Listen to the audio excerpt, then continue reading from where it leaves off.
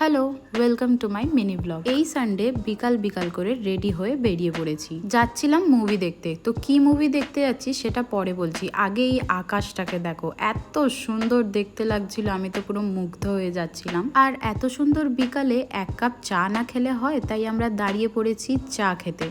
চাটা আমি একটু বেশিই খাই, সবকটা ব্লগেই আমার চায়ের একটা ক্লিপস থাকবেই। তো যাই হোক, চাটা খেয়ে আমরা আবার বেরিয়ে পড়ি। গন্তব্যস্থল ছিল বেলুরের রঙ্গোলি মল। তো ওখানে গিয়ে আমরা আগে বাইকটাকে পার্ক করি, দেন আমরা একটুখানি ওয়েট করি, কারণ একটু আগে পৌঁছে গেছিলাম।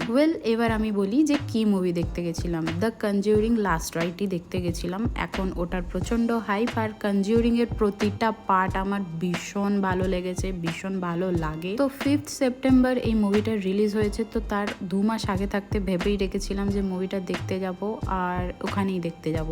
তো যাই হোক, মুভিটা দেখতে তো গেলাম। মুভিটা আমাদের দেখে শেষ করতে করতে ওখানেই 8:12 বেজে গেছিল। তো তারপর আমরা বেরিয়ে পড়েছিলাম, কারণ আমাদের অতটা আবার বাড়িও যেতে হবে। এবার আমার মুখের এক্সপ্রেশনটা দেখো, মুভিটার জন্য আমি যতটা এক্সাইটেড ছিলাম, দেখার পরে আমার পুরো কি বলবো, ভেরি মাচ ডিসঅ্যাপয়েন্টেড আমি। তো যাই হোক, তারপরে সেদিনকেই আবার রাতে ছিল চন্দ্রগ্রহণ। আমি তো এসেই ছাদে উঠে পড়েছি, আর অনেকক্ষণ ধরে চন্দ্রগ্রহণটা দেখছিলাম। দেখতে এত ভালো লাগছিল, গ্রহণের পরে চাঁদটা পুরো লাল হয়ে গেছিল। তো এইভাবেই আমার সানডেটা খুব সুন্দরভাবে কাটলো।